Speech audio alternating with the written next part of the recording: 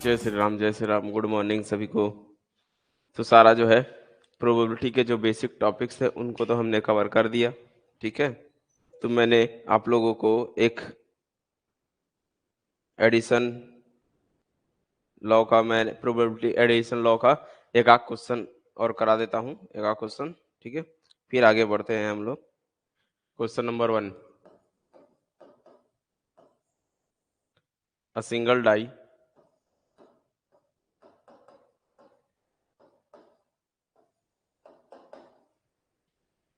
is tossed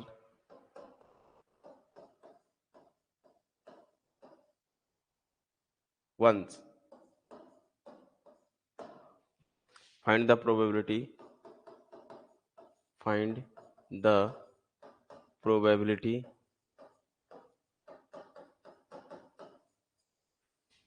of 2 or 5 turning up.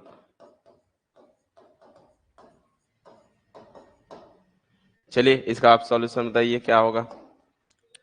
Question ये कह रहा है, देखिए सम ऑफ प्रोबेबिलिटी का ही यूज करना है इसमें भी, ठीक है।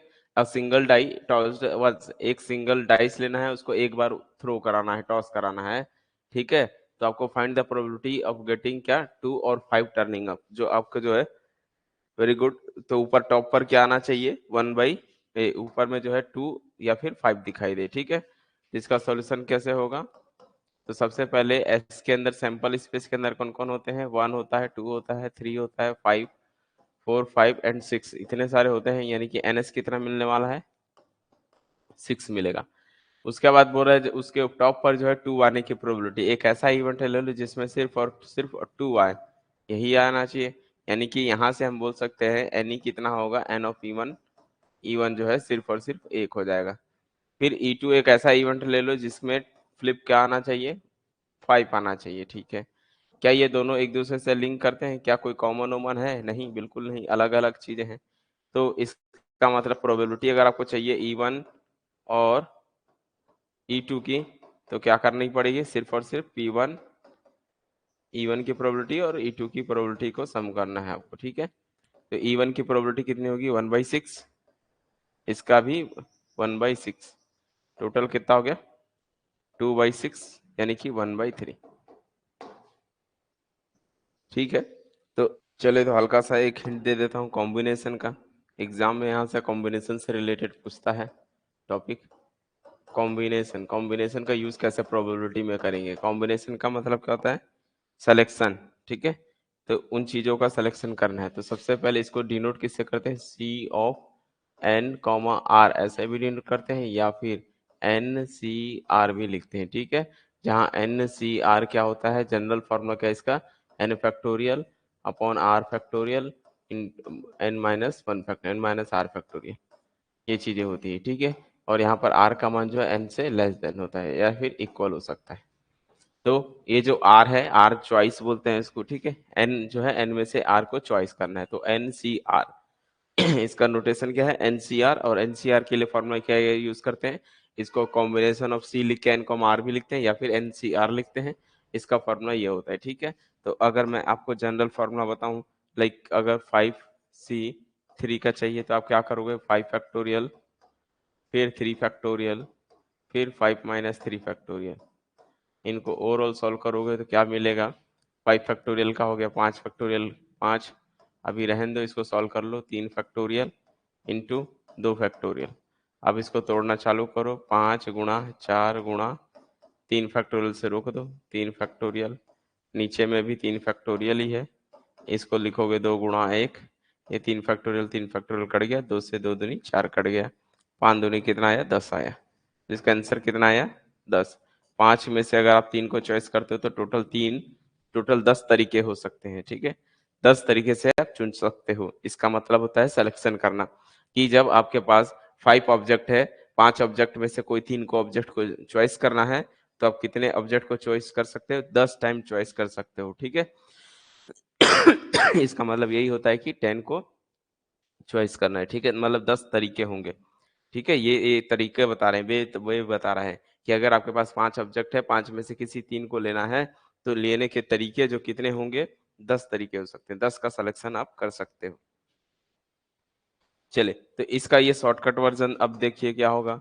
शॉर्टकट वर्जन ये है कि कभी भी अगर आपको ऐसा आता है, पहला जैसे अभी 5C3 को ही ले लेता हूँ, 5C3 को ही लिखना है, तो आपको क्या करना है, 5 को 3 टाइम्स बैक जाना है, ठीक है, तो यानी कि 5 इंटू 4 इंटू 3।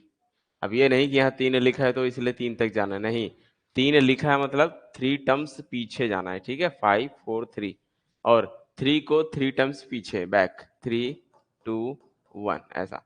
ये 3 से 3 कटेगा, 2 से 2 दूनी 4 होगा, 5 दूनी 10 आ जाएगा। एक और एक फॉर्मूला है यहाँ पर, अगर मैं बोलूँ आपको, जैसे अगर देखो 10C7 है, तो आप कैसे लिख सकते हैं इसको, 10 को 7 बार पीछे। लेकिन एक और ट्रिक है कि अगर आपको इसको सब्ट्रैक्ट करने पर अगर इससे छोटा हो जाता है, 7 से लेस देन हो जाती है, तो आपको ऐसे लिख देना, 10 में से 7 गया 3 होता है, तो 10C3 के इक्वल आएगा। इसका मीनिंग क्या होता है, 10C3 के इक्वल आएगा, ठीक है, अच्छे से समझ लोगे, इसका यूज बहुत जगह करते हैं, ठीक है। अब 10 को 3 टाइम्स पीछे, 10 9 और 8, ठीक है, और 3 को 3 टाइम्स बैक, 3 2 1, पीछे जाना है आपको, ठीक है, 3 स्टेप, ऊपर वाले को 3 स्टेप पीछे और 3 को 3 स्टेप पीछे, तो 3 से 3 3 जा 9 कटेगा, 2 से 4 कटेगा, और 4 तिया 12 दहम 120 आने वाला है, ठीक है। तो समझ में आया किस तरह से वर्क करना है इस पर, ठीक है। अगर इसका इसके फॉर्मूला कौन सा लग रहा है, NCR को आप चाहो तो NC n-R भी लिख सकते हो, जब आपका n-R क्या हो, छोटा होना चाहिए R से। अगर ऐसा केस बन रहा है तभी करोगे, ठीक है। ये जो आप n-R कर रहे हो, इसकी वैल्यू R से लेस देन होनी चाहिए, अगर हो रही है तो आप इसको इस तरह से रिप्रेजेंट कर सकते हो, ठीक है। चलिए, अगर और एक आख एग्जाम्पल दे दूं आपको, जैसे तीसरा, मान लो अगर आपके पास आ गया 100C98, तो अब 100 को 98 टाइम बैक तो नहीं जा सकते, समझ रहे हो, 100 को 99 98 टाइम जाना है, तो वो तो कर नहीं सकते, इसीलिए इसमें से इसमें सब्ट्रैक्ट करो, तो 100 में से 98 गया तो सी जो है 2 बचेगा भाई, कितना बचेगा भाई, 2 बचेगा। ये दोनों का आंसर सेम ही होगा, और इसका मतलब आराम से बना सकते हैं, 10 को 100 को 2 बार पीछे, ठीक है, 99, और अपन में 2 को 2 बार बैक, 2 इंटू 1, 2 से कटेगा ये 50 हो जाएगा, बाकी आपको गुणा करना है, हो जाएगा, 5 या 45 की 5, और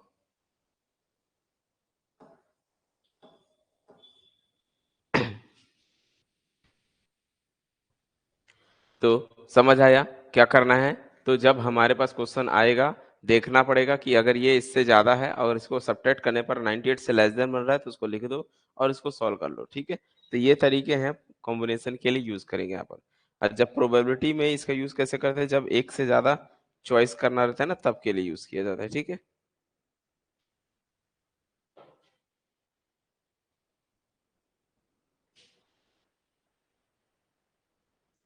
कई कई ऑथर जो हैं इन्हें इस तरह से भी लिखते हैं भाई, NCR को इस तरह से भी लिखते हैं, सब ब्रैकेट बना देते हैं और N लिख देते हैं और यहाँ R लिख देते हैं, ठीक है।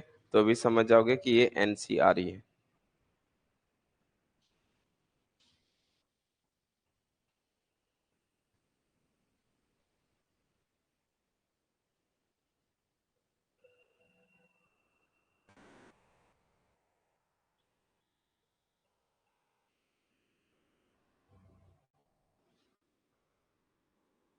क्या आ रहा है, 4950 आ रही है, 5 ने 45 या 4 है क्या, ठीक है, 49। उसके बाद देखिए, कुछ सेट थ्योरी में कॉन्सेप्ट बता देता हूँ, 3 चीजें बताऊंगा, ठीक है। एक होता है यूनियन, इसको क्या बोला जाता है बच्चों, यूनियन। और इस सिंबल का मतलब क्या होता है, इंटरसेक्शन, ठीक है। और एक होता है सब्ट्रैक्शन, दो तीन चीजें बताऊंगा, ठीक है। तो सबसे पहले देखिए, अगर हम बात करें, एक एग्जांपल के थ्रू समझाने की कोशिश करूंगा। अगर ए कोई सेट है जिसके अंदर में 1 2 3 है, बी कोई सेट है जिसके अंदर में 3 4 5 है, सी कोई सेट है जिसके अंदर में 4 9 है, अब अगर मैं आपसे बोलूं, देखते जाइए भाई अच्छे से, पहला ए यूनियन बी करो। अगर आप ए और बी का यूनियन करते तो कितना आएगा? यूनियन में वो सारे एलिमेंट आ जाते हैं जितने दिख रहे हैं ए में, जितने दिख रहे हैं बी में, कोई रिपीट नहीं करना है। ए में कौन कौन से हैं? 1 2 3 है। बी में कितने? 3 4 5, 3 आ चुका है तो बस 4 और 5 लिखना है। ऑल डिस्टिंक्ट, जितने भी डिस्टिंक्ट है एलिमेंट दिख रहे हैं सबको लिख दो, ठीक है। सेकंड होता है ए इंटरसेक्शन बी। इंटरसेक्शन का मतलब होता है कॉमन। कॉमन मतलब ए और बी में सेम सेम चीज क्या क्या है? तो आपको दिख रहा होगा कि 3 इसमें कॉमन है। जिसमें कॉमन नहीं होता है उसके लिए क्या यूज करते हैं? जैसे मैं बोलूंगा बी और ए और सी का इंटरसेक्शन करो, ए इंटरसेक्शन सी। तो ए और सी का इंटरसेक्शन करना है आपको, ठीक है। तो ए और सी का जब आप इंटरसेक्शन करोगे तो सेम सेम देखो क्या है, 1 2 3 ये 4 4 9 है। कुछ भी कॉमन ना हो तो 5 लिख देना, ठीक है। तो ये था ए यूनियन का और ये इंटरसेक्शन का, ठीक है। चौथा, अगर मैं बोलूंगा बी इंटरसेक्शन सी करोगे तो क्या मिलेगा? कोई दिक्कत नहीं है, बी और सी में देखो कॉमन क्या क्या चीज है, सिर्फ और सिर्फ 4। ये चीजें हो जाती है इंटरसेक्शन में, ठीक है। इसी प्रकार एक अगला होता है ए माइनस बी, और ये सबका यूज होगा भी अगर कॉम्प्लीमेंट हमको चाहिए तो, ठीक है। तो इसीलिए पहले माइनस भी करना सीखो। अगला जैसे होता है ए माइनस बी। ए माइनस बी का मतलब होता है वो सारे एक्स के एलिमेंट आएंगे, किसके मेंबर आएंगे? ए के मेंबर आएंगे, सच दैट कि ये जो है एक्स ए में होना चाहिए बट बी में नहीं होना चाहिए, ठीक है। यानी कि जो जो बी में है उसको नहीं लेना है, जो एक्स में है उसी को उठा के लिखना है, ठीक है। तो जैसे अगर मैं बात करूं इस एग्जांपल्स में, देखो ए के अंदर में है 1 2 3 4 5, बी के अंदर में है 3 4 6 7 8। तो आपको क्या करना है? ए माइनस बी करना है। तो ये ए है, ये माइनस बी करोगे। ए माइनस बी का मतलब होता है इस सेट में से, इसमें से माइनस करो, आएंगे ए के ही एलिमेंट, जो जो बी में दिख रहे हैं उसको हटा दो, ठीक है। इसका मतलब क्या करोगे? देखो 1 इसमें है क्या? नहीं है तो 1 आ जाएगा। 2 इसके एलिमेंट नहीं लिखने, इसी के ही एलिमेंट लिखने हैं, ठीक है। और 2 इसमें है क्या? नहीं है तो ये आ जाएंगे। 3 इसमें है क्या? हाँ है, 3 है। तो बी के एलिमेंट को नहीं लिखना है, तो बी के एलिमेंट को नहीं लिखो मतलब 3 नहीं आएगा, ठीक है। फिर 4 देखूंगा, 4 इसमें है क्या? है, तो फिर 4 को भी नहीं लिखना है। 5 इसमें है क्या? नहीं है, तो सिर्फ 5 आएगा। बात समझ में आई? यानी आपको लिखने तो ए के ही मेंबर है, जो जो एलिमेंट बी में दिख रहा होगा उसको नहीं लिखना है, ऐसा।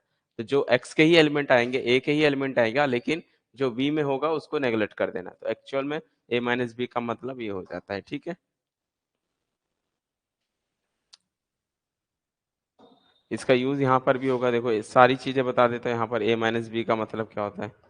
अगर हम देखें, ये सेट ए है आपके पास, ठीक है, ये सेट ए होगा इसमें, और ये बी होगा। ये ए है, ये बी है, ठीक है। तो हमको ए माइनस बी लेना है, तो ये वाला एरिया कौन होगा? ये वाला, सिर्फ इतना एरिया, ये वाला एरिया को हम बोलते हैं जो है ए माइनस बी है, ठीक है। इतने को ए माइनस, क्योंकि जो बी में है उसको नहीं लेना है, तो इस साइड वाले एरिया को ए माइनस बी बोलते हैं। अच्छा, इस साइड वाले एरिया को क्या बोलेंगे हम लोग? अगर ये वाले एरिया की बात करूं तो क्या बनेगा? देख लो, ये वाला एरिया बनेगा बी माइनस ए। क्या बनेगा? बी माइनस ए बनेगा। अच्छा, ये बीच वाला क्या कौन होता है? बीच वाला इंटरसेक्शन होता है, ए इंटरसेक्शन बी,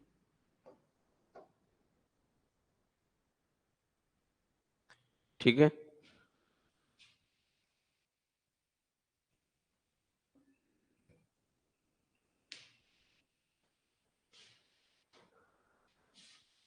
अच्छा, ये 5 है, ये 5।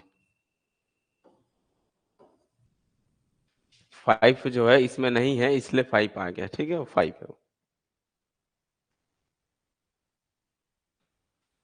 तो क्लियर हुआ ये चीजें। इस साइड वाले एरिया को क्या बोलते हैं? ए माइनस बी। इस साइड वाले एरिया को बोलते हैं बी माइनस ए बोलते हैं, ठीक है। इसमें कॉम्प्लीमेंट का भी मतलब क्या होता है? ए के ऊपर कॉम्प्लीमेंट बोल दो, इसका मतलब क्या होता है कि एक्स में से ए को माइनस कर दिया जाता है, ठीक है।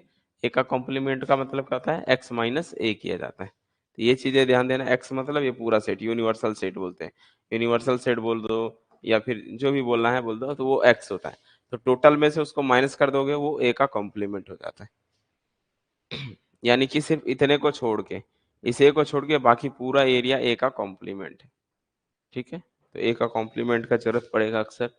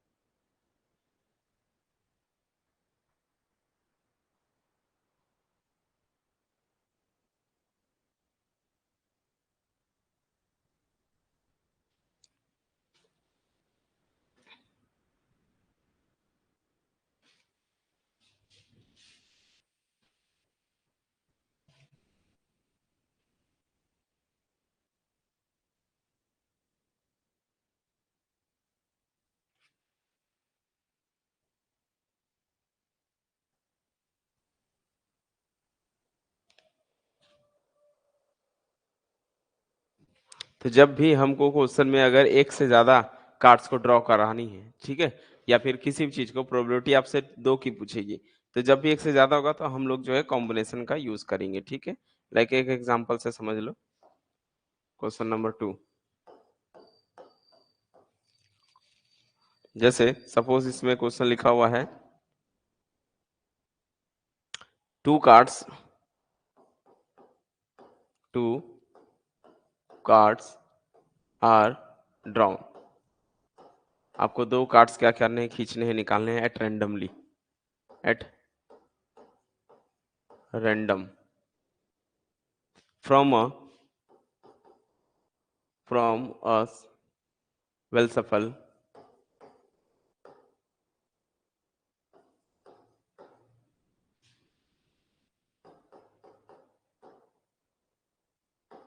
well shuffled pack of 52 card, pack of 52 cards,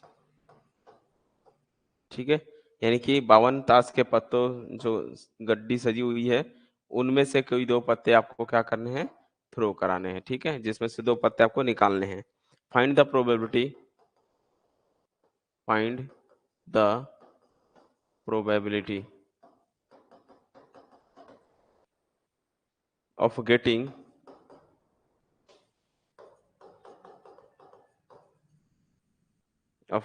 to aces. तो क्वेश्चन को समझिए और हल करने की कोशिश कीजिए, क्या कह रहा है सब। जब तक क्वेश्चन समझ में ना आए तब तक हल नहीं होगा, ठीक है। पहले तो अब आपको यहाँ पर आपको क्या करना है, चॉइस भी दे रहा है, ठीक है।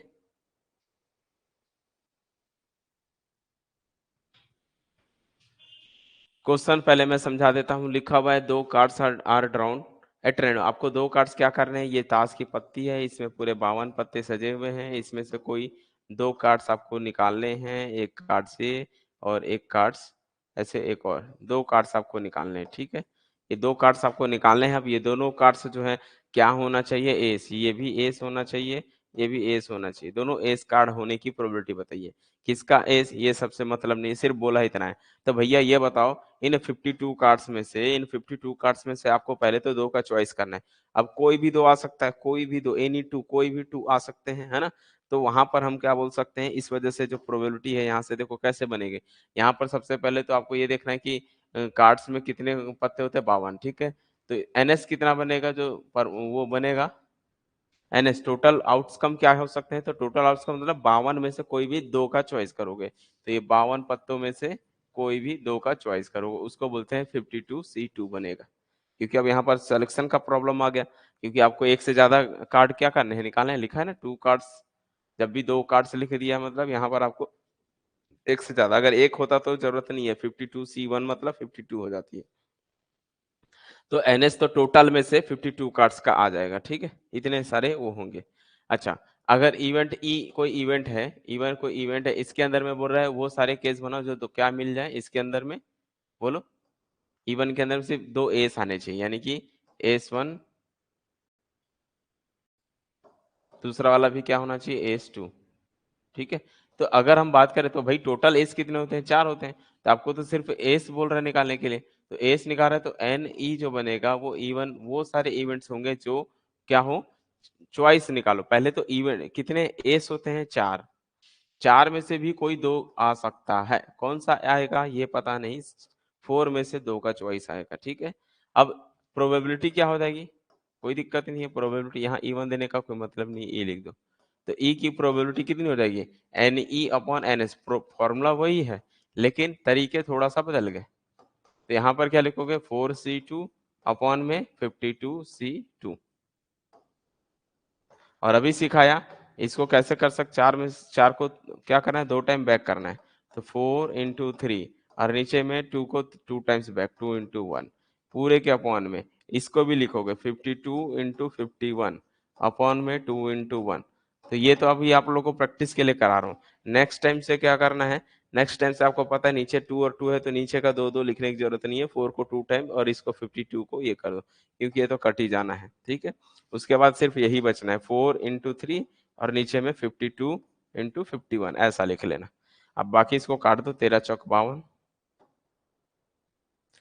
उसके बाद कटने वाला है नहीं, 3/13 इसका आंसर आएगा। बात आई समझ में, यस या नो, जल्दी बताओ, सबको क्लियर हो गया। अच्छा ये 52 × 51 है, मल्टीप्लाई करना पड़ेगा, तो 3/13 का 3 और 13×5 = 65, 65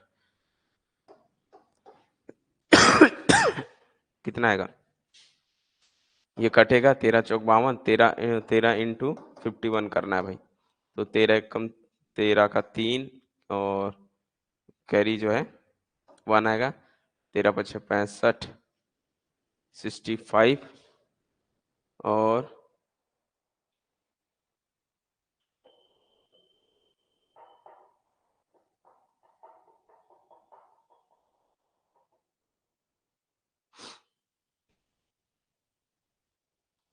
1 मिनट, कुछ कट तो नहीं रहा है, 52 कितना आ रहा है, 2 to 1,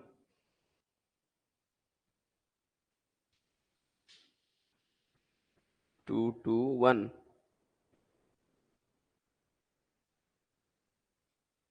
2 to 1 कैसे आएगा,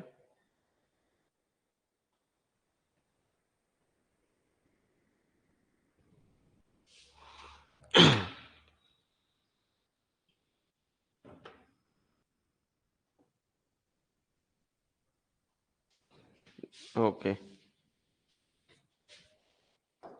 3/2 to 1 ऐसा बोल रहा,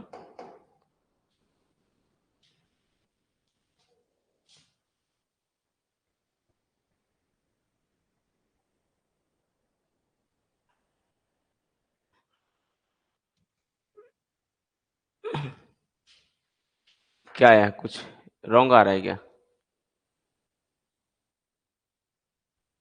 3/, अच्छा 6, वो ये 1 आएगा और लास्ट ओवरऑल 1 आएगा, 1/2 to 1 आएगा। वैसे 6 जो कर रहे थे, 6 6 3 आएगा, हाँ ठीक है।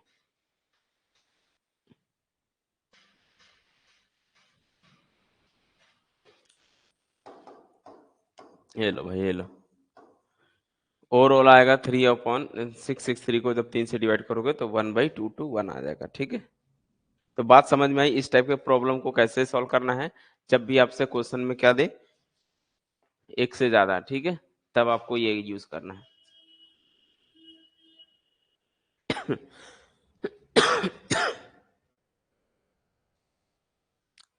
तो क्वेश्चन समझ में आया आप लोगों को कैसे करना है, अब ये क्वेश्चन दो, आप लोग ट्राई करोगे, क्वेश्चन नंबर 3।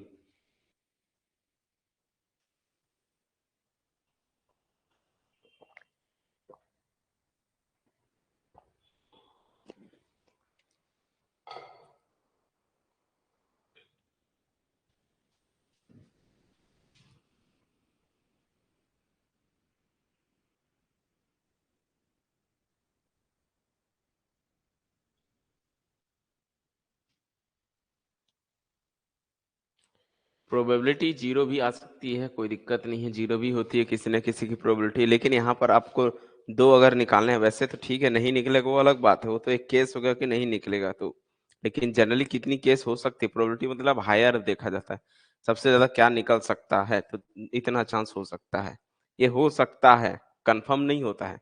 ये मत सोचो कि ये कोई जादू पढ़ रहे हो आप, नहीं, यहाँ पर सिर्फ कंफर्मेशन देगा कि इतने हो सकते हैं, कंफर्म नहीं आएगा भाई, वो तो अपने ऊपर डिपेंड करता है ना, कुछ भी आ सकता है, तो लास्ट फाइनल इतने ही हो सकते हैं, ऐसा वाला केस होता है। प्रोबेबिलिटी का मतलब यही है यहाँ पर।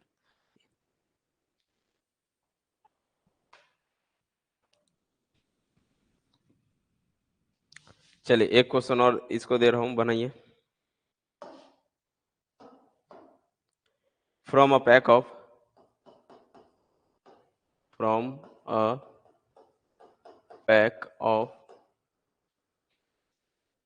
52 कार्ड्स, 52 कार्ड्स, ठीक है, are drawn at random, are draw at random,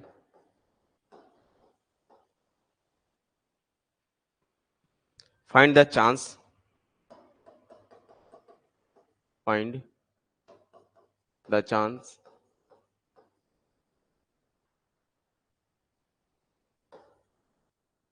that that one is king, पहला बता दे रहा है आपको, एक किंग हो और other is queen and the other a queen. चलिए ट्राई कीजिए।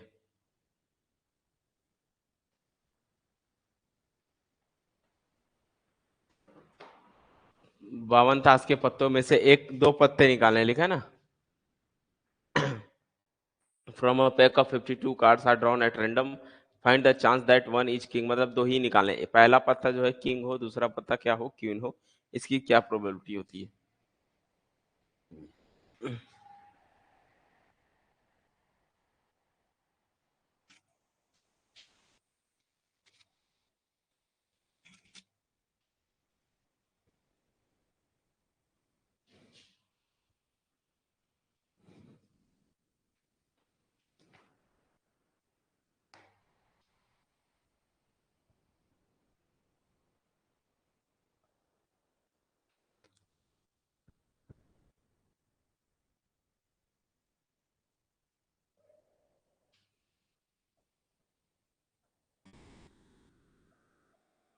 कितना, 8/663, ओके।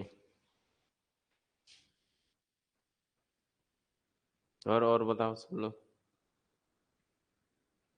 अल्ताफ ने आंसर दे दिया है 8/663।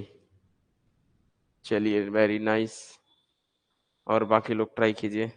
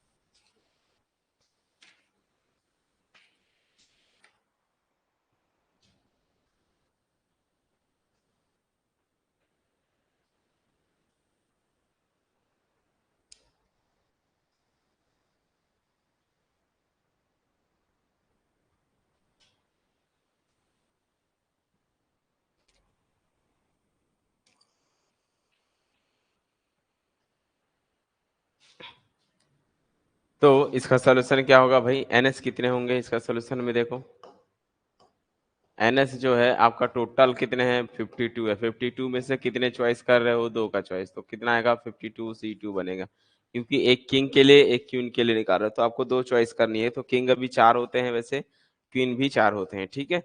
लेकिन आपको ये देखना है कि कोई एक ही निकालने का ना, कोई भी एक किंग और कोई भी एक क्वीन, तो टोटल एनएस कितने होंगे? 52 में से सिर्फ दो चॉइस कर रहे हो आप। दूसरा, इवेंट्स ऐसा ले लो, इवेंट्स उसको लो जो एक किंग हो और एक क्वीन निकले, ठीक है। तो क्या होगा, किंग का और क्वीन का दोनों का निकालना है, और बीच में और लिखा है एंड लिखा है, तो इनटू हो जाएंगे, तो कि ठीक है। तो किंग का कितना हो जाएगा, यानी कि एन इवन जो है किंग के लिए, किंग के लिए चार में से एक का चॉइस, ठीक है। और ये प्रोबेबिलिटी निकाल दे रहा हूँ, प्रोबेबिलिटी ऑफ किंग होने की प्रोबेबिलिटी कितनी होगी? चार किंग होते हैं, चार में से कोई एक होगा। फिर प्रोबेबिलिटी ऑफ किसका? ई टू, क्वीन होने की प्रोबेबिलिटी कितनी होगी? फोर सी टू हो जाएंगे, ठीक है। किंग और क्वीन मतलब दोनों का इनटू, तो प्रोबेबिलिटी ऑफ ई इंटरसेक्शन वो बोल रहा हूँ मैं, ठीक है। एक्चुअल में ये जो है क्या होगा, प्रोबेबिलिटी ई क्या होगी, ई की जो प्रोबेबिलिटी हो जाएगी वो कितनी हो जाएगी? एक्चुअल में ये एन है ना, चॉइस है ना, अब ये चॉइस चल रहा है, ठीक है। तो एन ऑफ ई नाम दे देता हूँ, इनका जो है मल्टीप्लाई, क्योंकि एंड है, तो फोर सी वन और फोर सी टू हो जाएगी। तो ये ई हो गया, ये एस हो गया, तो प्रोबेबिलिटी कितनी हो जाएगी? प्रोबेबिलिटी जो होने वाली है किंग और क्वीन होने की प्रोबेबिलिटी, तो four C one into four C one divide by 52 C two, 52 C two. और फोर सी वन को फोर को वन टाइम पीच बैक मतलब फोर, फोर नीचे करोगे तो 52 इंटू 51 डिवाइड बाई 2 इंटू 1। यहाँ से जो है ये क्या हो जाएगा, फोर टू से ऊपर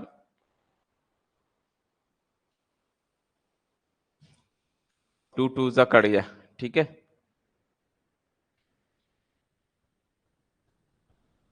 एक्चुअल में यहाँ कुछ नहीं, तो वन वन लिखते हैं ना, तो इसलिए ये ऐसा, नहीं तो कंफ्यूजन हो जाएगा आप लोग को। 4/1 गुणा 4/1 नीचे में, और 52 इंटू 51 डिवाइड बाई 2 इंटू 1 करो, तो लास्ट में ये जो मल्टीप्लाई होगा तो क्या हो जाएगा, तो ये ऊपर चले जाएगा, ठीक है। तो 4 इंटू 4 इंटू 2 डिवाइड बाई ये 52 इंटू 51, ये कटेगा तो ये कितना आ जाएगा,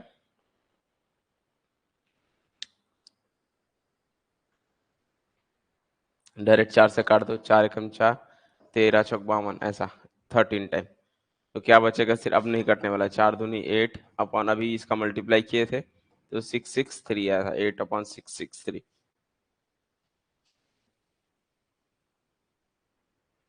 क्वीन के लिए 4C2, 4C2 नहीं है, 4C1 है।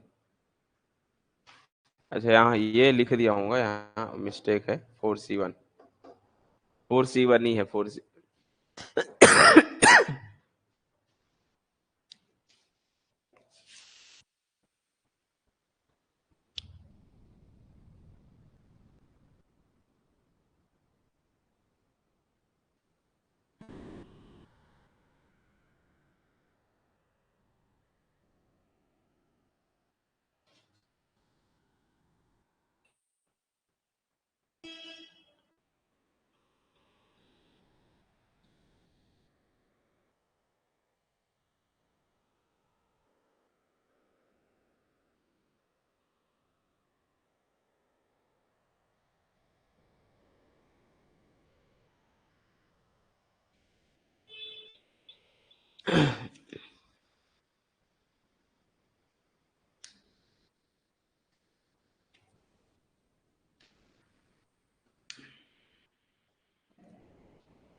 तो क्लियर हो गया ये चीजें, बताओ।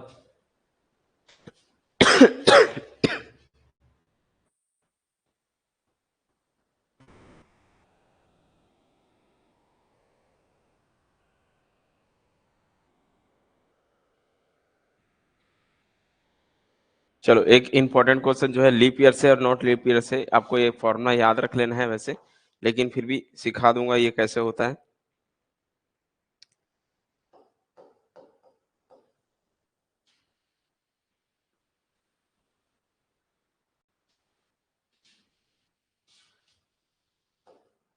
ये वैसे इंपॉर्टेंट है, हो सकता है एग्जाम में इस टाइप का क्वेश्चन पूछ सकते हैं, ठीक है। आपको डायरेक्ट इसका आंसर ही लिख देना है। What is the chance, what is the chance a leap year.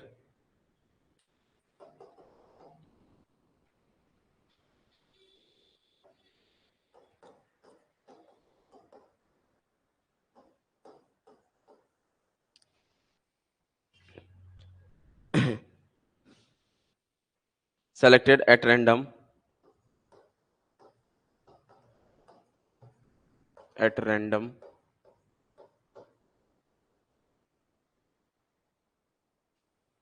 will contain 53 Sunday. Will contain 53 Sunday. एक होता है लीप ईयर से और एक होता है नॉट लीप ईयर। दोनों क्वेश्चन से रिलेटेड जो है जरूरी रहते हैं, एग्जाम में आते हैं इस टाइप के क्वेश्चन। तो आपको ये देख के डायरेक्ट ही समझ जाएगा कि अगर लीप ईयर होगा तो आंसर ये आने वाला है, नॉट लीप ईयर होगा तो क्या आएगा। ठीक है, बट मैं कॉन्सेप्ट आपको दे देता हूँ कि एक्चुअल में क्यों होता है, क्या है सारी चीजें।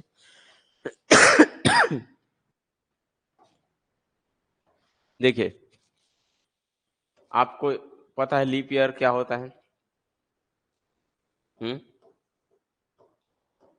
लीप ईयर जो होता है वो 4 साल में 1 टाइम आता है। लीप ईयर क्या होता है? 1 टाइम इन 4 ईयर, 4 साल में एक बार। ठीक है, 4 साल में एक बार आता है, उसको लीप ईयर कहा जाता है। ठीक है, यानी कि अगर एक साल होता है, जनरल डे क्या होते हैं? जनरली जो होते हैं वो क्या होते हैं आपके? 52 सप्ताह होते हैं। ठीक है, 52 सप्ताह होते हैं, यानी कि 22 वीक होता है, और एक हफ्ते में 7 दिन होते हैं, तो ये हो जाते हैं 7 दूनी 14 और 5 सत्ते 35, सॉरी 364। जनरली 364 क्या होते हैं? डे होते हैं, इतने दिन होते हैं भाई, जनरली इतने दिन होते हैं। जब लीप ईयर्स होते हैं तो लीप ईयर्स क्या होता है कि ये जो है 4 साल में एक बार आता है, तो 4 साल में एक बार जब आएगा तो एक दिन एक्स्ट्रा हो जाएगा। तो लीप ईयर में कितना हो जाएगा? इन लीप ईयर, तो लीप ईयर में जो होते हैं वो एक दिन एक्स्ट्रा आता है और वो फरवरी में चले जाते हैं। इसलिए यहाँ पर जो हम बोल सकते हैं कि इन दिस केस जो फरवरी वाला मंथ होता है उसमें जो है 29 डे हो जाते हैं, एक दिन बढ़ जाता है, तो वो जो है फरवरी के 29 दिन में घुस जाते हैं। ठीक है, जनरली वो 28 का ही होता है, लेकिन 4 साल में जब एक बार आता है वो 29 हो जाता है। ठीक है, अब 4 साल में एक बार कौन सा साल होगा? तो इसके लिए जो ऐसा ईयर क्या, those year is divisible by 4 is called leap year. ठीक है, एक ऐसा ईयर जो 4 से क्या हो जाता है? भाग हो जाता है, चला जाता है, उसको लीप ईयर्स कहते हैं। ठीक है, लाइक 2020, 2024, 2016, इस टाइप की चीजें जो होती है वो सारी जो है 4 से भाग हो जाते हैं, और जो सन 4 से डिविजिबल हो गया इसका मतलब वो लीप ईयर है। इसका मतलब वहां पर फरवरी 29 डे होगा, तो जो टोटल हो गया वो एक दिन बढ़ जाता है, तो एक दिन बढ़ जाते हैं तो कितने हो जाते हैं वही बोलो? लीप ईयर में कितने हो गए?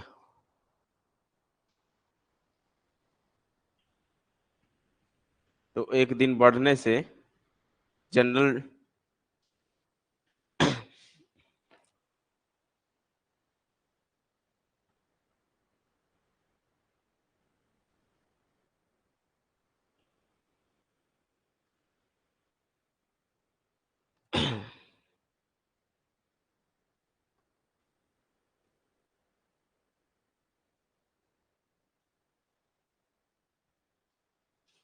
तो लीप ईयर जो है, क्या बोल रहे हो?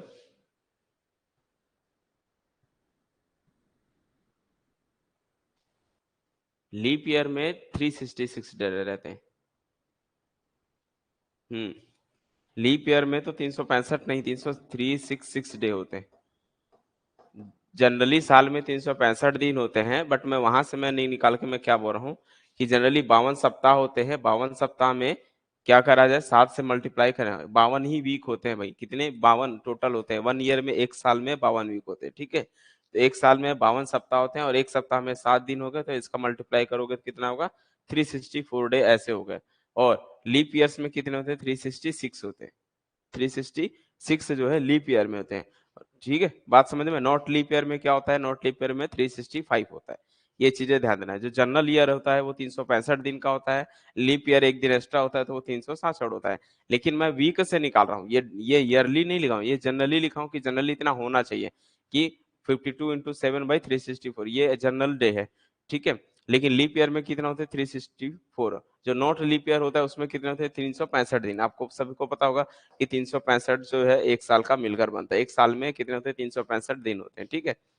तो यहाँ पर अगर मैं बात करूं इनके बीच में कॉम्बिनेशन कर दो, घटाऊंगा तो कितने 2 दिन इसके पास क्या है रिमेनिंग आ रहे हैं, रिमेनिंग जो है 2 डेज आ रहे हैं, 2 दिन इसके पास एक्स्ट्रा आ जा रहा है। इस वीक के हिसाब से अगर निकाला जाए तो इसके पास जो है 2 दिन एक्स्ट्रा होता है। अब ये 2 दिन कहाँ जाते हैं, देखो मैं आपको समझाने की कोशिश करूंगा। ऐसे पेयर ये जो है इसमें कितने होंगे 52, ठीक है, मतलब 7 दिन का एक पेयर, 7 ये पहला है, ये दूसरा पेयर है 7 दिन का, ये तीसरा पेयर होगा 7 दिन का, ऐसे चलते चले जाएंगे। कितने होंगे पेयर 52 पेयर मिलेगा, और ये जो है 52वां होगा, इसमें 7 दिन का। अच्छे से समझिए भाई क्वेश्चन को। तो यहाँ पर कितने दिन होंगे यहाँ के हिसाब से, यहाँ से के हिसाब से जो है ये 7 दिन हो गए, 7 डे है, ये चीज क्या बताता है डेज, ये 7 दिन होते हैं, ठीक है। तो ये क्या है फर्स्ट वीक, इसको बोलते हैं वीक। ये पहले वीक में 7 दिन, दूसरे वीक में 7 दिन, तीसरे दिन में 7 वीक, ऐसे 7 डे, ऐसे चलते चलते 52 सप्ताहों में 7 दिन। तो इनका अगर मैं टोटल करूंगा तो कितना हो गया भाई, ये जो है टोटल इतने ही 364 मिल जाता है। लेकिन जनरली कितने होते हैं 365 होते हैं, तो यानी कि 2 दिन एक्स्ट्रा बच रहा है, 2 दिन एक्स्ट्रा बच रहा है मतलब 2 एक्स्ट्रा दिन है, मतलब यहाँ से मैं बोल सकता हूँ यहाँ पर 2 दिन एक्स्ट्रा होंगे, ठीक है। 2 दिन, 2 दिन जो है रिमेनिंग बच रहे हैं, 2 दिन। ये फुलफिल हो गया, देख लो ये 52 सप्ताह पूरे कंप्लीटली हो गया। जब 52 सप्ताह हो गए हैं तो ये जो 2 दिन बच रहे हैं ये किस सप्ताह में घुस जाएगा, ये 53 वाले 53 वाले में वो 2 दिन जाएगा, 53 वाले में जाएगा क्या 2 दिन। समझ रहे हो बात को कि ये 52 वाले तो पूरा कंप्लीटली फुल हो गया, तो ये 53 वाला जो वीक है, ये जो 53 वाला वीक होगा उसमें जो है कितने, ये 7 दिन होने चाहिए, लेकिन है कितने इसमें सिर्फ 2 ही दिन। अगर वो कंप्लीट हो जाता तब तो 53 वीक हो जाते हैं हमारे पास, लेकिन होते नहीं अपने पास, तो उसमें सिर्फ 2 ही दिन होते हैं एक्स्ट्रा। क्योंकि इसके हिसाब से आप देखोगे तो इतना जो है 364 हो गया, इतना 364 हो गया, तो बचा कितना है 2 दिन एक्स्ट्रा है, वो वहां चला गया। तो हो सकता है ना, ये तो कंप्लीट है पूरा पेयर है, इसमें मंडे ट्यूसडे सब चीज है संडे से लेके। अब इसके पास ये जो 2 दिन है वो 2 दिन क्या हो सकते हैं, तो ये 2 दिन दिस 2 डेज, ये 2 दिन क्या हो सकते हैं, देखो हो सकता है कि पहला वाला संडे हो जाए, अगर फर्स्ट संडे है तो दूसरा क्या हो जाएगा मंडे हो जाएगा, संडे मंडे हो जाएंगे। दूसरा अगर मैं बात करूं कि सेकंड पॉइंट, अगर मैं मंडे ले लूं तो दूसरे को क्या ले लूं, मंडे है तो दूसरा ट्यूसडे हो सकता है, ठीक है। तीसरा अगर ट्यूसडे है तो ये थर्सडे हो सकते हैं, वेडनेसडे हो सकता है। फोर्थ अगर वेडनेसडे है तो ये थर्सडे हो सकता है, और अगर ये थर्सडे है तो ये फ्राइडे हो सकता है, और ये अगर फ्राइडे है तो फिर ये सैटरडे हो सकता है, और सैटरडे है तो ये संडे हो सकता है। बात समझ रहे हो, तो ये पेयर बन सकता है। आप अच्छे से देख लो, 2 दिन इसके पास है, वो 2 दिन क्या क्या हो सकते हैं, तो अगर एक मंडे होगा तो दूसरा वाला ट्यूसडे हो जाएगा, तो मंडे ट्यूसडे, या ट्यूसडे वेडनेसडे, या वेडनेसडे थर्सडे, या थर्सडे फ्राइडे, फ्राइडे सैटरडे, या सैटरडे संडे, या संडे मंडे। तो संडे कितनी बार चांस है आने की, आपको क्या लगता है पेयर कितनी बार दिख रहा है, दिख रहा है यहाँ भी एक बार संडे, यहाँ भी एक बार संडे, पेयर कितना हो गया 2 का, तो 2 इसमें संडे हो गया, टोटल केस कितना बना 7, तो क्या बनेगा इसका 2/7, इसकी प्रोबेबिलिटी कितनी हो जाएगी, जो 53 वीक में संडे होने की प्रोबेबिलिटी, 53 वीक में संडे होने की, अब संडे ही नहीं, चाहे मंडे बोले, ट्यूसडे बोले, चाहे वेडनेसडे, थर्सडे, कोई भी डे का बोलेगा, इसमें उसकी प्रोबेबिलिटी कितनी हो जाएगी, तो 53 वीक में संडे होने की प्रोबेबिलिटी, 53 वीक में संडे होने की प्रोबेबिलिटी कितनी होगी, तो 2/7। सबको आया समझ में। अगर ये नॉट लीप ईयर होता, नॉट लीप ईयर होता तो जनरली यहाँ पे जनरली ईयर कितने, एक साल में 365 होते, तो घटाते तो एक दिन शेष आते, तो यहाँ पर सिर्फ एक दिन आता, तो वो एक दिन क्या क्या हो सकता था, Sunday Monday Tuesday Wednesday something ऐसा हो सकते हैं। तो चांसेस 7 थे, लेकिन वहां पर सिर्फ एक ही था, तो 1/7 आता। तो जो नॉट लीप ईयर होते हैं वो 1/7 की प्रोबेबिलिटी देती है, और जो लीप ईयर होगा, प्रोबेबिलिटी ऑफ ई, इसकी प्रोबेबिलिटी कितनी होगी 2/संडे, 2/7। ठीक है, अगर आपसे पूछे ये किसकी प्रोबेबिलिटी तो बोलना आप 53 वीक्स में, 53 वाले वीक में संडे होने की प्रोबेबिलिटी है। आया सबको समझ में, किसी को दिक्कत?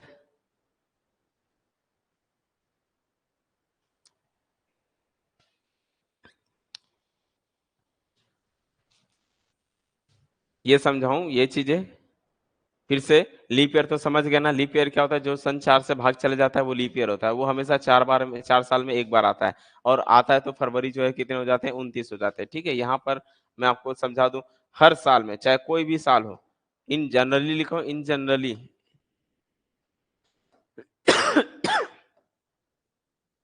चाहे वो लीप ईयर हो या नॉन लीप ईयर हो, इन जनरली 52 क्या होते हैं, वीक होते हैं, और 52 वीक होते हैं, और 7 क्या होते हैं, हर वीक में डे होते हैं, 7 डे होते हैं। ठीक है, एक वीक में 7 डे होते हैं, दोनों का मल्टीप्लाई करोगे टोटल डे मिल जाएंगे, 52 × 7 करते हो तो 364 डे हो जाने चाहिए। भाई 52 सप्ताह ही होते हैं ना आपके पास, चाहे वो लीप ईयर हो या नॉट लीप ईयर हो, आपके पास कितने सप्ताह होते हैं, कितने वीक होते हैं, 52 वीक होते हैं, 52 ही वीक होते हैं। ठीक है, अगर वो लीप ईयर हो या ना हो, 52 ऐसे होते हैं जो कम्प्लीटली कंप्लीट होता है, कंप्लीट मतलब पूरा कंप्लीट, उसमें 7-7 दिन का पेयर बनता है ऐसा, एक पहला वीक में 7 दिन, दूसरे वीक में 7 दिन, ऐसे 52 सप्ताह में 7 दिन कंप्लीट होते ही हैं, ये फिक्स है।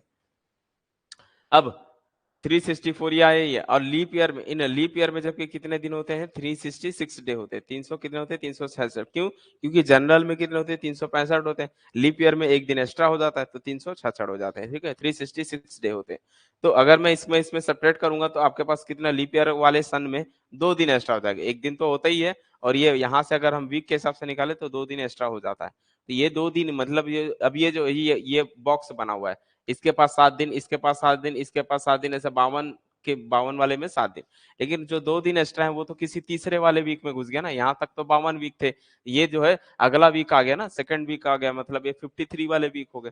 तो 53 वीक में संडे होने की प्रोबेबिलिटी कितनी, अब यहाँ पर 2 चांस है, तो 2 दिन क्या क्या हो सकते हैं, ये जो 2 दिन है, ये 2 दिन ये हो सकता है भाई, मान लो अगर आज संडे है तो 2 दिन है ना, तो अगर एक संडे हो गया तो दूसरा वाला मंडे लेना पड़ेगा, अगर मंडे होगा तो ट्यूसडे होगा, ट्यूसडे होगा तो वेडनेसडे, ये 2 दिन है, ये पहला दिन, ये दूसरा दिन, वेडनेसडे थर्सडे, थर्सडे है तो फ्राइडे, फ्राइडे तो सैटरडे, ये सैटरडे है तो संडे होंगे। तो अगर मैं बोलूं संडे होने की प्रोबेबिलिटी, तो संडे कितनी बार दिख रहा है इस पूरे पेयर में, देखो एक यहाँ पर संडे दिख रहा है, एक यहाँ पर संडे दिख रहा है, 2 बार संडे दिख रहा है, इसलिए 2 आ जाएगा।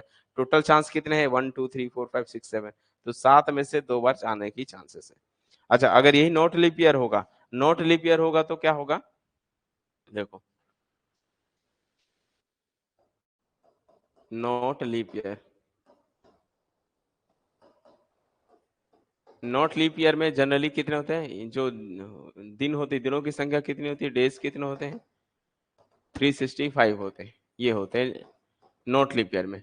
बट किसी भी दिन में देखा जाए तो 52 क्या होते हैं, वीक होते हैं, और 7 क्या होते हैं, डेज होते हैं। तो टोटल डेज कितने मिल गए, यहाँ से टोटल डेज कितने हो गए, 52 × 7 जो है 364 डेज ऐसे मिल रहे हैं। तो भी आपको नहीं लग रहा एक दिन एक्स्ट्रा है, यानी कि आपका जो हमेशा जो है 53 ही वीक होते हैं, यानी कि 1 2 ये 3 ये 4 डैश डैश डैश डैश, ये 52, यहाँ पर 1 2 3 ये सब वीक लिख रहा हूँ भाई। ठीक है, 4 डैश डैश ये 52, ये पूरे 52 वीक वाले में, इसमें 7 दिन, इसमें 7 दिन, इसमें 7 दिन, इसमें 7 दिन, इसमें 7 दिन, लेकिन जो एक दिन एक्स्ट्रा आ रहा है, एक दिन एक्स्ट्रा आने से क्या हो जाता है कि ये जो है इस बॉक्स में, यानी कि ये 52 था, ये 53 वाले हो गए, अब इसके पास एक दिन हो गया, अब ये एक दिन कुछ भी हो सकता है, अब ये एक दिन जो है कुछ भी हो सकता है, वो क्या क्या होते हैं, ये पहला क्या हो सकता है, मंडे हो सकता है, तो दूसरा क्या हो सकता है, मंडे ट्यूसडे, फिर तीसरा वेडनेसडे, चौथा थर्सडे, फिर फ्राइडे, फिर सैटरडे, और लास्ट संडे। इतने 7 चांस हो सकते हैं कि नहीं? तो इसकी प्रोबेबिलिटी कितनी होगी, तीसरे वीक में संडे होने की प्रोबेबिलिटी कितनी होगी, 1/7, 1/7। आया समझ में? तो अगर लीप ईयर ना हो, उसमें जो है संडे होने की प्रोबेबिलिटी कितनी होगी, 1/7, और यदि लीप ईयर है तो लीप ईयर में संडे होने की प्रोबेबिलिटी कितनी हो जाती है, 2/7। क्या सबको समझ में आ गया, किसी को कोई दिक्कत? बस इतना कॉन्सेप्ट याद रख लो। अगर लीप ईयर होगा तो 2/7 लिखा जाएगा प्रोबेबिलिटी, या किसी भी दिन की, ठीक है। और नॉट लीप ईयर में 1/7 याद रख लो। आप कैलेंडर उठाओ, कैलेंडर में देख लेना, काउंटिंग करोगे जनवरी से लेके काउंटिंग करो, पूरा कंप्लीट पेयर बनना चाहिए 7 दिन का, ठीक है। तो पेयर निकालोगे ना तो 52 सप्ताह इसमें मिलते हैं, 52 सप्ताह इसमें होंगे। टोटल 52 वीक ही होते हैं। तो जो एक दिन एक्स्ट्रा है वो किस में चले जाएगा, 53 वाले वीक में चले जाएगा। बताओ भाई, सबको समझ में आया कि नहीं? यस या नो, जल्दी बताओ।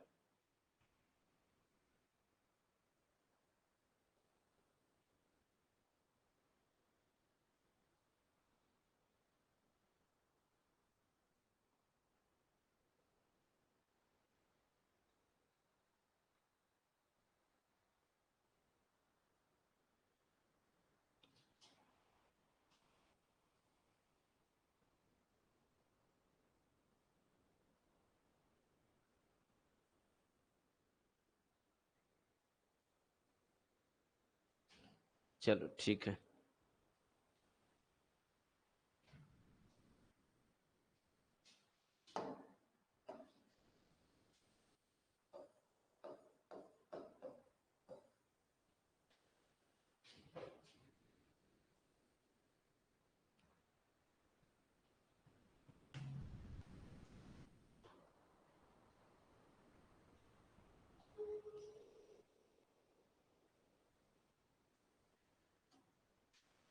एक और क्वेश्चन देखिए। A bag contain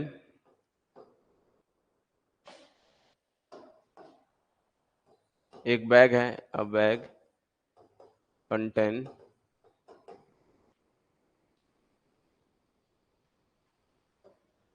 6 red, 7 white and 5 black, ठीक है। आपको बताना है ब्लैक क्या है, बॉल है ये सारे, black balls. 2 balls are drawn at random. 2 balls are drawn at random, ठीक है। रेंडमली आपको 2 बॉल क्या करने हैं, निकालने हैं। Find the probability, find the probability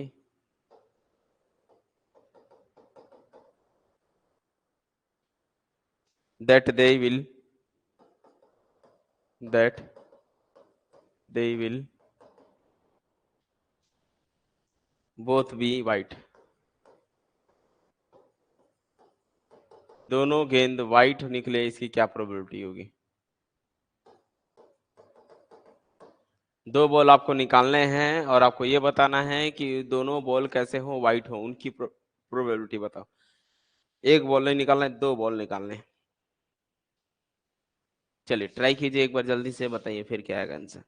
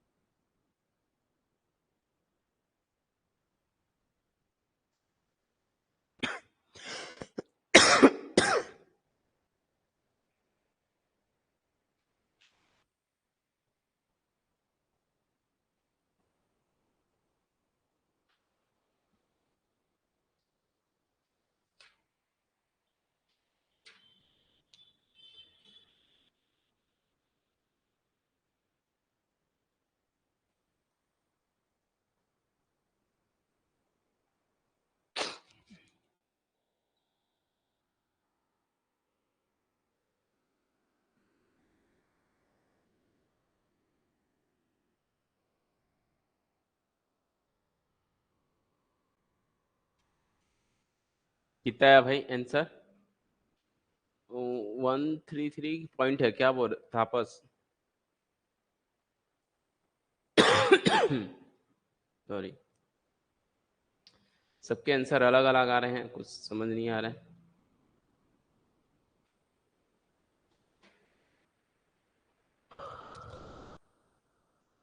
2828/153, 7/306 वाले मैक्सिमम बच्चे। ओके।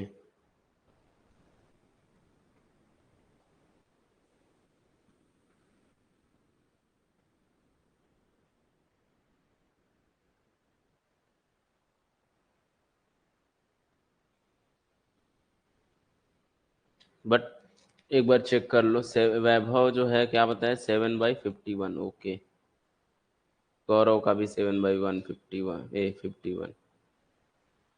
ठीक है, चलो देखते हैं। वैसे तो सब बच्चों के अलग अलग आंसर आए हैं। अगर आप कहीं गलती कर रहे होगे, थोड़ी बहुत अच्छे से क्वेश्चन को नहीं समझ पाए होगे, तो वहां पर आपका रॉन्ग होने का चांसेस है। पहले तो एनएस हमेशा निकालो। आपको कितने निकालने हैं? 2। बस यही चीज आपको बताता है। 2 बॉल्स आर ड्रॉ, मतलब आपको एनएस जो है 52 टोटल, ऐसा वाला केस होगा। तो 6 और 6 12 और 1 13, 13 और 5 18। एनएस में जो है 18 में से किसी दो का सिलेक्शन होगा। 18 में से दो का, क्योंकि आपने 2 बॉल्स क्या कर रहे हो, रेंडमली निकाल रहे हो। तो 2 बॉल जब आप ड्रॉ करोगे, जब मैं बताया हूँ एक से ज्यादा निकाला जाता है, तो टोटल 18 में से 2 वाला केस बनेगा। ठीक है, सिलेक्शन 18 में से 2 का हो सकता है। तो प्रोबेबिलिटी कितनी होगी? ई एक ऐसा इवेंट होगा, मान लो एन जो है इवेंट है, उसकी इवेंट क्या होगी, क्या निकालना है, दोनों वाइट हो, है ना, दोनों गेंदे वाइट हो। वाइट कितने हैं आपके पास? 7 है। 7 में से कोई भी 2 वाइट निकलेगा। भाई 7 गेंद वाइट है, वाइट में से कोई भी 2 गेंद, पहला 2, पहला अंतिम, पहला, ऐसे ऐसे निकालने के तरीके वो निकालोगे, तो 7C2 हो जाएंगे। तो प्रोबेबिलिटी एकदम सिंपल थी, इस तो सवाल में कुछ था ही नहीं। 7C2 अपॉन में 18C2। 7 × 6, इधर से 18 × 17, 6 × 3 = 18, 7/7 = 21, और 7 × 3 = 5, 7/51। 7/51 एकदम सिंपल क्वेश्चन था, कुछ था ही नहीं इस सवाल में।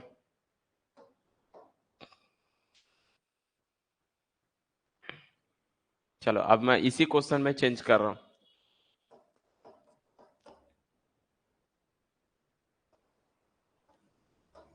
2 बॉल्स, अभी 2 की जगह 3 दे रहा हूँ। 3 balls are drawn at random. आपको 3 गेंद निकालनी है, ठीक है। Find the probability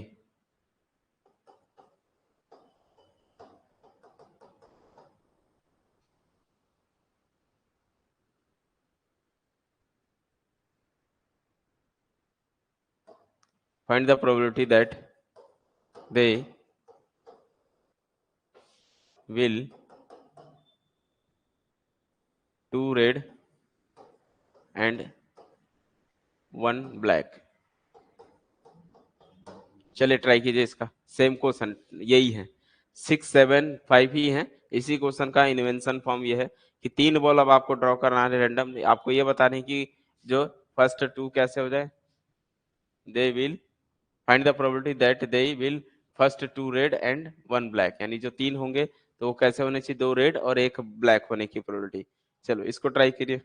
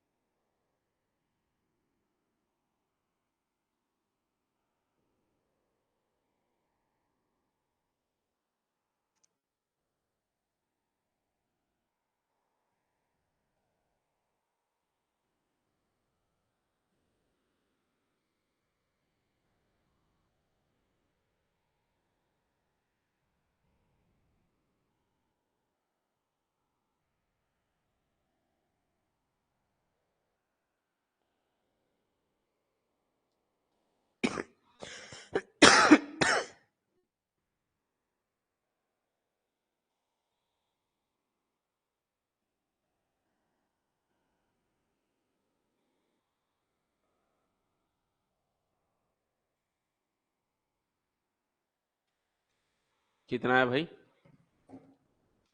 25/272। Okay,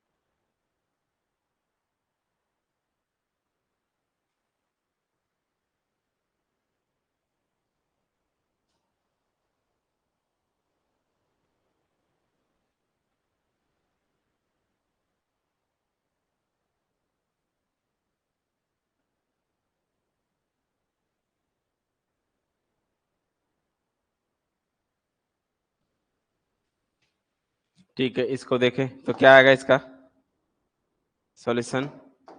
NS तो वही रहेगा, एनएस क्या चेंज हो जाएगा? 50, सॉरी कितना लिखा हुआ है टोटल? 18 है। 18 माइनस 18 में से कोई 3 का सिलेक्शन करोगे, ठीक है। और नंबर ऑफ ई कोई इवेंट होगा जिसमें 2 रेड 1 ब्लैक होंगे, ठीक है। तो रेड होने की प्रोबेबिलिटी, दो रेड कितने होंगे? तो भाई 6 में से 2 ही रेड निकलेगा। और ब्लैक ब्लैक कितने हैं टोटल? 5 है, 5 में से 1। ये एंड है ना, एंड है तो आपस में इनटू की आ जाता है। तो कितना आएगा यहाँ से? चाहो तो सॉल्व कर लो, और यहीं सॉल्व कर सकते हो चाहो तो, और डायरेक्ट वहां भी सॉल्व कर सकते हो, ठीक है। अगर आप यहीं सॉल्व करना चाहते हो तो यहीं सॉल्व कर सकते हो। वैसे 18 × 17 × 16 डिवाइड बाई 3 2 1, ठीक है। 3 से कटेगा 3, 3 6 जा, और 2 से काटोगे तो 3। उसके बाद आपको इसको मल्टीप्लाई कर लें, 17 × 6 मतलब ये जो भी आएगा, ठीक है। इसको सॉल्व करोगे तो 6 × 5 डिवाइड बाई 2 × 1 प्लस इंटू 5, इसका तो बस 5 आएगा। तो ये 2 से कटा 3, कितना होगा? 50। तो प्रोबेबिलिटी कितनी होगी? ई की प्रोबेबिलिटी कितनी होगी? 50 बटे वाला 3 × 17 × 16। अब आप इसको सॉल्व कर लो, ये कटोगे तो 8 आएगा, ये 25 का 25 बन जाएगा। अब 25/3 × 8 × 17 कर लो, जो भी आएगा आंसर आएगा। 25 बटे कितना आ रहा है? 272। Okay, very good. 25/272। तो इस तरह से वर्क किया जाता है जब एक से ज्यादा केस होंगे, ठीक है। तो समझ में आया इस क्वेश्चन को कैसे करना है?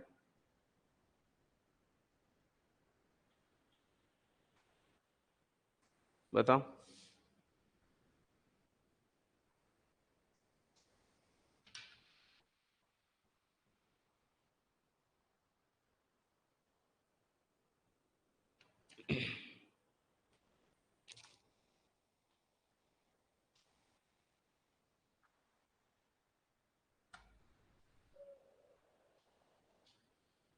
किसी को कोई दिक्कत?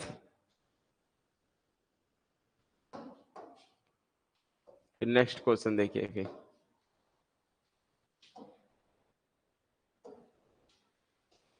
ये प्रैक्टिस हो रहा है आप लोगों का, जो सवाल हैं प्रोबेबिलिटी से रिलेटेड क्वेश्चन जितने होंगे, ताकि आप लोग जो है प्रैक्टिस कर लो, ताकि कहीं से भी क्वेश्चन कुछ भी आए तो आपको इसको छोड़ना नहीं है, ठीक है।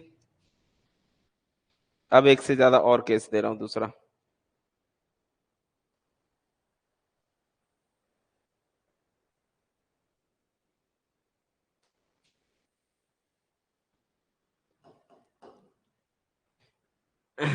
A can hit A can hit a target 3 times in 5 shot, in 5 shot। A को जो है 5 शॉट्स दिया जाता है, 5 शॉट में से उसका जो है 3 टाइम जो है टारगेट को हिट करता है, लगता है। जैसे आप देखे होगे मेला वगैरह में, शॉप में जाते हैं तो वहां पर उसने जो है बॉल टांग के रखे रहते हैं, आपको एक बंदूक देगा, बंदूक में से मारना है। तो उसने आपको कितने शॉट्स देते हैं? 5 शॉट देते हैं, ठीक है।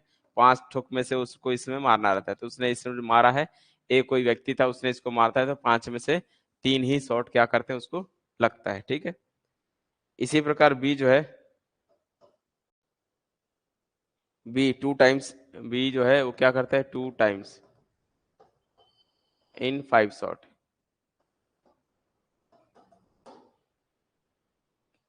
एंड सी के बारे में बोल रहा है, सी जो है 3 टाइम्स इन 4 शॉट, 3 टाइम्स इन 4 शॉट। 4 शॉट मिलते हैं उसको, 4 में से कोई 3 ही मारता है वो। They are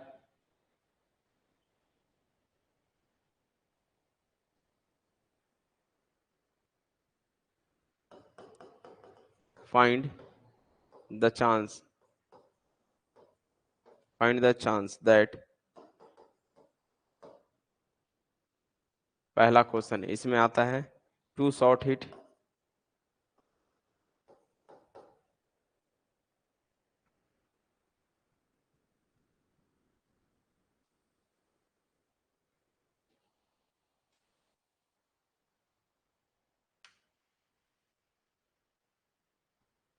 to shot hit होने की प्रोबेबिलिटी। दूसरा, एटलीस्ट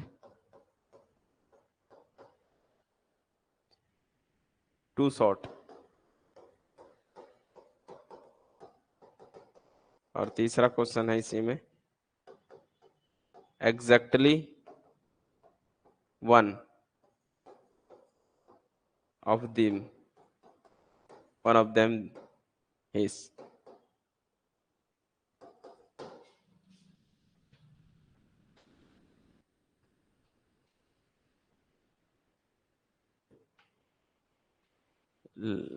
क्या आ रहा है लास्ट क्वेश्चन में, कहां पर बताओ क्या गड़बड़ है?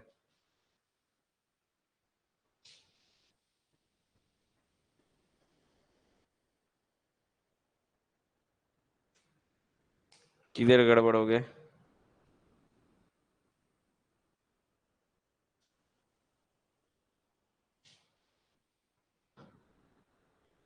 ये वाला मिस्टेक है क्या?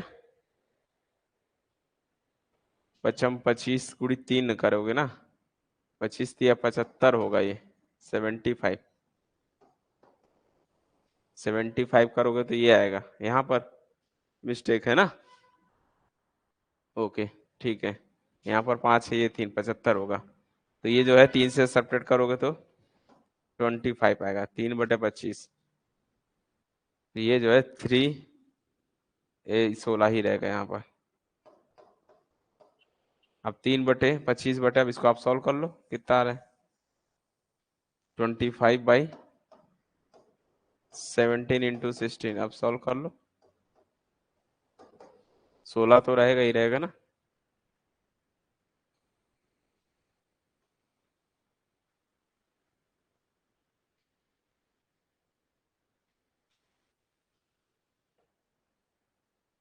ठीक है, हो गया, आ गया समझ में?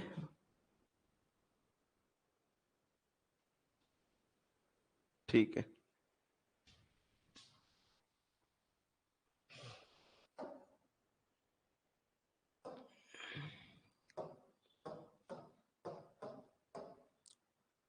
272।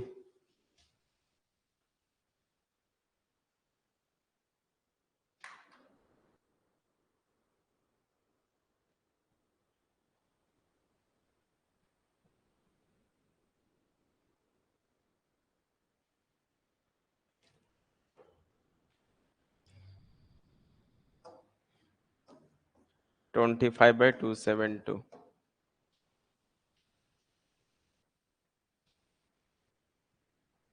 नहीं, 17 × 16 करना है ना। 25 से पर कटा 25 बार में जाएगा, तो 25 गुणा ये करोगे तो ये और 17 × 16 करोगे तो 272 आएगा। ठीक है, ठीक है, चलो इसको सॉल्व करो। ये क्वेश्चन को समझ गए हो क्या बोल रहा है? A can hit target 3 times in 5 shot, वो 5 शॉट मिलता है, उसमें से वो केवल 3 को टारगेट करता है। बी को भी 5 टाइम मिलता है लेकिन 2 को ही मारता है वो, और 4 शॉट मिलते हैं सी को, लेकिन उसमें से उसका जो है 3 टाइम्स ही जो है क्या करता है, लगता है, ठीक है, शॉट करता है। फाइंड द चांस दैट, पहला 2 शॉट हिट होने चाहिए सबके, कम से कम 2 शॉट, ठीक है, मतलब ये कम से कम नहीं है, 2 शॉट है, एटलीस्ट 2 शॉट हिट और एग्जैक्टली 1 शॉट। तो बताओ इसको कैसे सॉल्व करोगे, किस तरह से इसको वर्क किया जाएगा।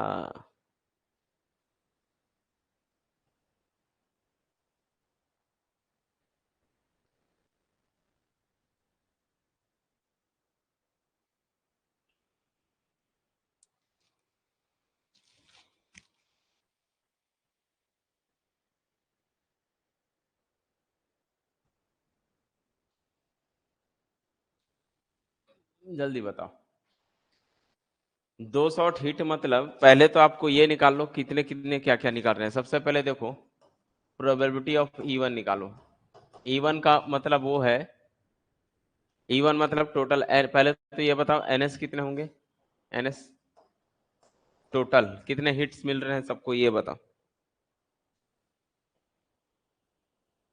तो ए के लिए कितना मिल रहा है, ए के लिए 5 है, तो NS जो है 5 हो जाएगा ए के लिए, ठीक है, सबके लिए अलग अलग निकलेगा ना। तो ए की प्रोबेबिलिटी निकालो, मान लो ए के लिए अपन ए नाम दे देते, ठीक है।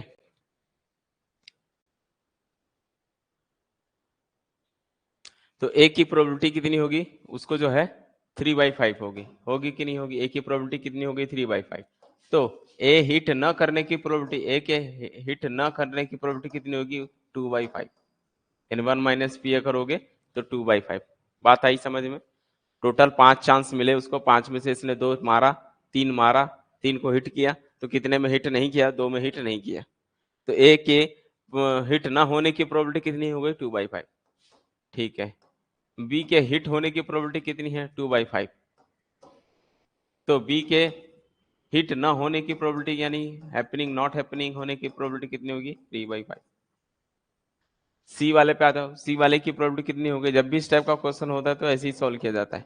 सी के प्रोबेबिलिटी कितनी है, 4 में से 3 को उसने हिट किया, तो सी के हिट ना होने की प्रोबेबिलिटी कितनी हो जाएगी 1/4, है ना।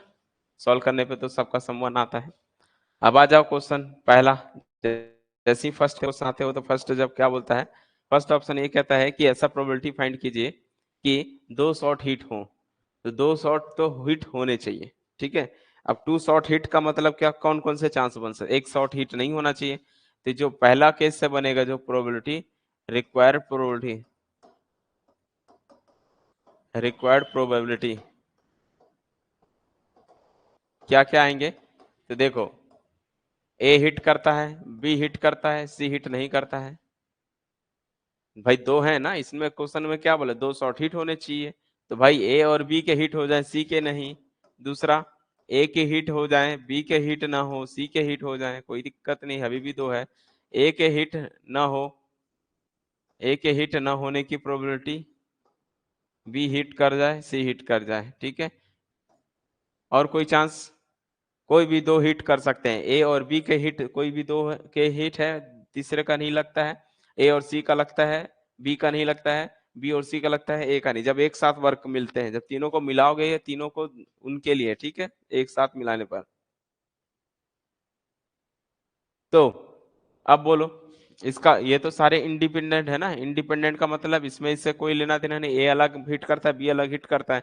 इनको कैसे सॉल्व किया जाता है कि ए की प्रोबेबिलिटी, बी की प्रोबेबिलिटी और सी हिट नहीं करता है उसकी प्रोबेबिलिटी। दूसरा, इस केस में पी ए पी बी का bar into P C, plus इसका निकालोगे तो P A bar into P B into P C, ऐसा। ए की प्रोबेबिलिटी का हिट करने का कितना था देख लो, पी ए कितना निकाले हैं अपन 3/5, बी का 2/5, सी बार है, ये सी बार मतलब कितना हो जाएगा, सी बार का 1/4, ऐसा। एक हिट करेगा, एक और हिट करेगा, दूसरा नहीं। इसमें देखोगे तो ए और बी, ए का 3/5, बी बार है, ये बी होगा, बी के ऊपर बार का 3/5 और सी की वैल्यू 3/4। सिमिलरली ए का बार यानी कि 2/5, बी की प्रोबेबिलिटी 2/5, सी की प्रोबेबिलिटी 3/4, ऐसा। अब इसको ओवरऑल सॉल्व करोगे तो आएगा 3×2 = 6/25 चौक 100, यहाँ से 3×3=9=27, 27/100, यहाँ से भी 2×4=12, 12/100, सॉल्व कर लो तो 12 और 6 18, 18 प्लस 45, 18 प्लस 27 करोगे तो 45/100 कितना आ रहा है? कुछ मिस्टेक आ रहा है?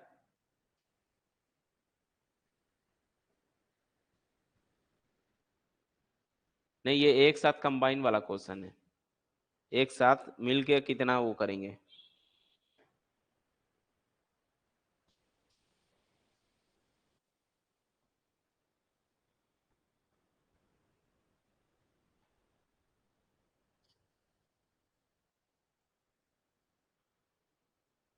ये सब एक साथ है, इसको सब एक साथ लिखा दिया हो ना यहाँ पर, एग्जैक्टली वन, ये सब एक साथ ही तो exactly one of them.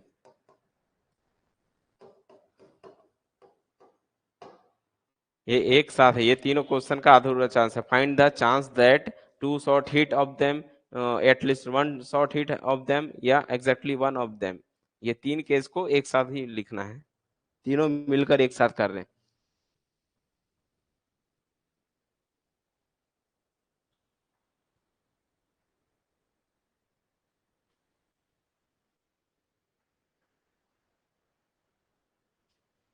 First में क्या बोल रहा है कि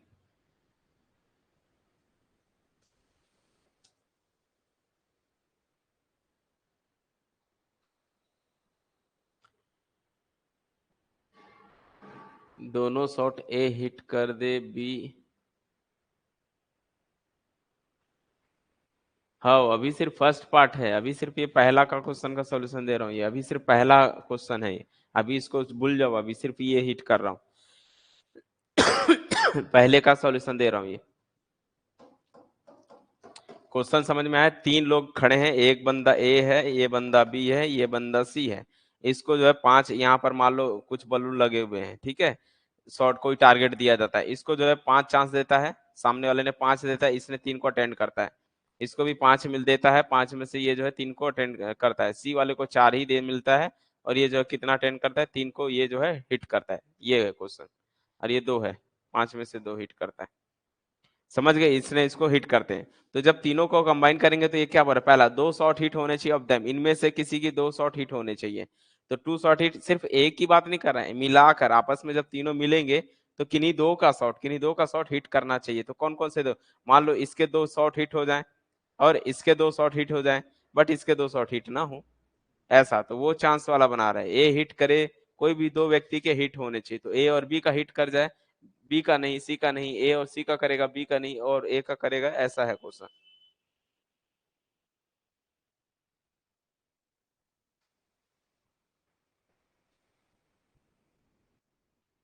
क्लियर हुआ? किसकी प्रोबेबिलिटी मिस्टेक है, कहां पर बताओ?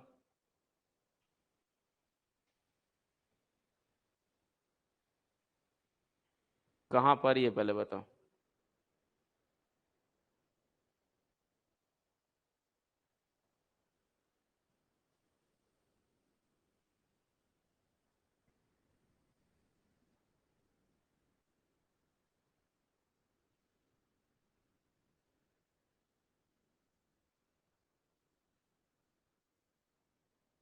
नहीं, आप समझे नहीं लग रहा है। अल्ताफ आपको बता रहा हूं, ध्यान से सुनो।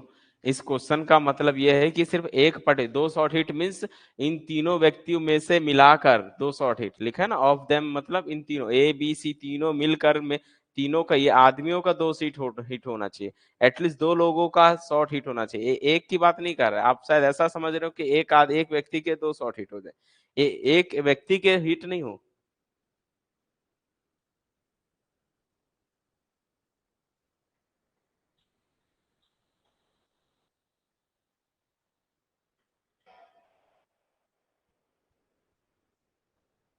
समझ गए? वो ऑफ देम का मतलब यही होता है, ऐसे क्वेश्चन का मतलब यही होता है।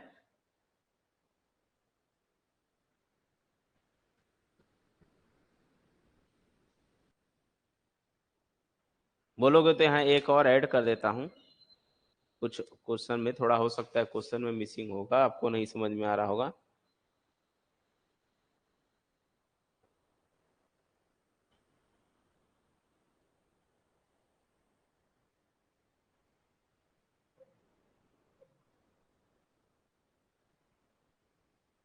हाँ वही बोल रहा हूँ।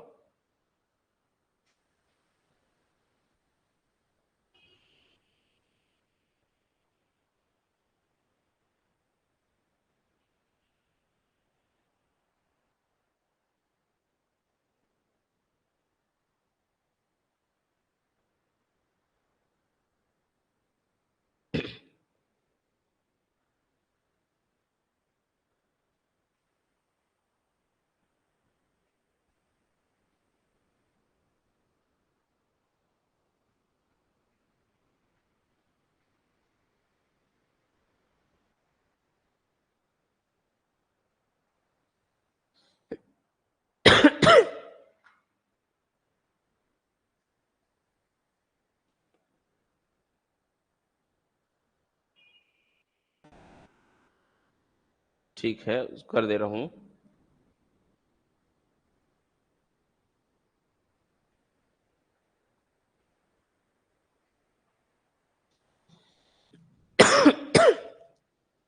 यहाँ एक लाइन चाहो तो यहाँ ऐड कर दो ताकि आप लोगों को समझ में आ जाए, एक साथ ही ये लोग फायर कर रहे हैं। ठीक है, दे फायर अ वॉले। ठीक है, वो एक साथ फायर करते हैं तो क्या चांस होगा, दे फायर अ वॉले। ठीक है, जब वो तीनों एक, then find the chance that, पहला दोनों लोग को दो लोग दो व्यक्ति है। क्वेश्चन का मतलब ये है, ठीक है, अच्छे से क्वेश्चन को मतलब समझ लो क्या है क्वेश्चन कह रहा है। मान लो ये कोई टारगेट है, ये आपका क्या है, टारगेट है। ठीक है, यहाँ पर आपको हिट करना है। यहाँ पर ए व्यक्ति है, यहाँ बी व्यक्ति है, यहाँ सी व्यक्ति है। एक साथ दे रहा है ना, दोनों को एक साथ गन दे रहा है सबको। ठीक है इसको जो है पांच पांच चार चांस दे रहा है। ठीक है, चांस कितना देगा इसको, चांस ए को चांस 5 दे रहा है, बी को 5, सी को 4। इसको जो इसका जो लगता है इस पर कितने हैं, ए जो है 5 में से 3 को हिट करता है, बी जो है 5 में से 2 को हिट करता है, सी को जो है 4 में से 3 को हिट करता है। ये हिट करने के चांस हो गए। उसके बाद बोले जब तीनों एक साथ फायर करते हैं तो पहला केस क्या बोला है, पहला केस बोल रहा है कि 2 शॉट हिट होना चाहिए, यानी कि दो लोगों के शॉट हिट होने चाहिए, दो लोगों के शॉट हिट होने चाहिए एक साथ। ये दोनों लोग, इसका किसी भी दो लोग का शॉट, दो लोग का शॉट हिट होना चाहिए। मतलब क्या होगा, ए या बी शॉट दोनों लोगों का हिट हो जाए, सी का हिट एक भी ना हो। फिर बी अगर ए और सी का करे, बी का नहीं, और या फिर सी का नहीं करे, ए और बी का करे, ऐसा क्वेश्चन कह रहा है।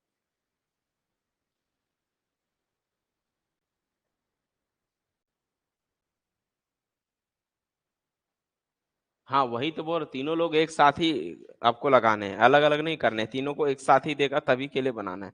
तो वही तो केस बोल रहा हूँ, तीनों एक साथ ही जब फायर करेंगे तब क्या केस हो सकते हैं, तब ये केस हो सकता है कि ए और बी जो दो व्यक्ति उनके शॉट हिट कर जाएं और सी का हिट ना करे, फिर ए और सी का हिट कर जाए, बी का नहीं, और ए का हिट कर जाए, ए का हिट ना करे, बी और सी का हिट करे। क्लियर है? अब तो उसके केस के ये चांसेस हो गए। अगर आप ये वाला केस बनाओगे, एटलीस्ट दो लोगों का शॉट हिट हो जाए, एटलीस्ट बोल रहा है तो मतलब दो और दो से ज्यादा भी हिट हो सकते हैं। तो दो या दो से ज्यादा हिट हो जाए तो उसकी क्या केस होगी, सेकंड क्वेश्चन क्या है, एटलीस्ट टू शॉट हिट, दो लोग का शॉट हिट हो जाए तो रिक्वायर प्रोबेबिलिटी क्या होगा, रिक्वायर प्रोबेबिलिटी ये क्या बनेगा बोलो, दो लोग एटलीस्ट दो, मतलब दो से ज्यादा भी तो हो सकता है ना। तो मान लो ए का हिट कर जाए, बी का हिट कर जाए और सी का हिट ना करे, एक ये केस, अभी भी दो हैं। दूसरा केस बोलो, ए का हिट कर जाए, बी का हिट ना करे, सी का हिट कर जाए। तीसरा केस, ए का हिट कर जाए, ए का हिट ना करे, बी हिट कर जाए, सी हिट कर जाए। दो लोग अभी भी हैं, दो दो लोग, देखो दो दो व्यक्ति लोगों के हिट हो गए हैं। तीसरा चौथा एक और आ जाएगा इसी में, हो सकता है दोनों तीनों एक साथ हिट कर जाए, ए बी सी तीनों के भी हिट कर जाए, ए बी सी। अब बोलो, अभी भी एटलीस्ट दो लोगों के, कम से कम दो लोगों के तो हिट हो रहे हैं ना, A B, A C, B C, या तीनों के हिट हो जाए तो एटलीस्ट बोला है, मतलब कम से कम दो लोगों के होने चाहिए। तो ये बनाओगे। समझ में आया कि नहीं आया? जल्दी बताओ।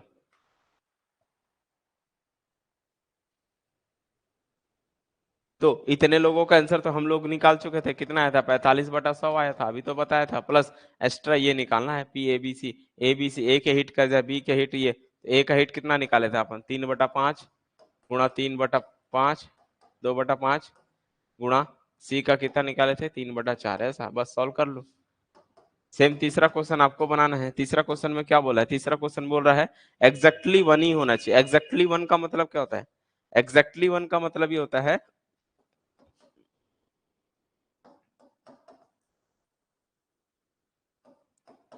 एग्जैक्टली वन, सिर्फ वन ही होने चाहिए, वन से ज्यादा नहीं हो सकता। तो क्या बनेगा? रिक्वायर्ड प्रोबेबिलिटी क्या होगा बोलो? जो प्रोबेबिलिटी होगी, ए हिट करेगा, बी नहीं, सी नहीं, प्लस ए हिट ना करे, बी हिट करे, सी हिट ना करे। ए हिट प्रोबेबिलिटी जो है, ए हिट ना करे, बी भी हिट ना करे, सी हिट कर जाए, एग्जैक्टली वन ऑफ देम, इनमें से एक ही प्रोबेबिलिटी हिट होगी। यस या नो जल्दी बताओ। दो दो बार अब रहेंगे, दो बार, दो बार, दो बार। आगे समझ में सभी लोगों को हो जाएगा? जल्दी बताओ, आगे सबको समझ में ये इस क्वेश्चन का मीनिंग क्या है, क्या कहना चाह रहा था ये क्वेश्चन? नेक्स्ट टॉपिक जो हम लोग का रहेगा, एक लाई और झूठ वाला। ठीक है, जब दो तीन लोग मिलकर झूठ सत्य बोलते हैं, इस टाइप से क्वेश्चन आते हैं, उससे तो एक दो क्वेश्चन उससे करा दूंगा, है ना। उसके बाद और आगे कंडीशन को आगे देखते हैं, फिर कौन कौन से टॉपिक्स और बचा हुआ है। ठीक है, फिर नेक्स्ट क्लास देखते हैं फिर, तब तक के लिए बाय बाय।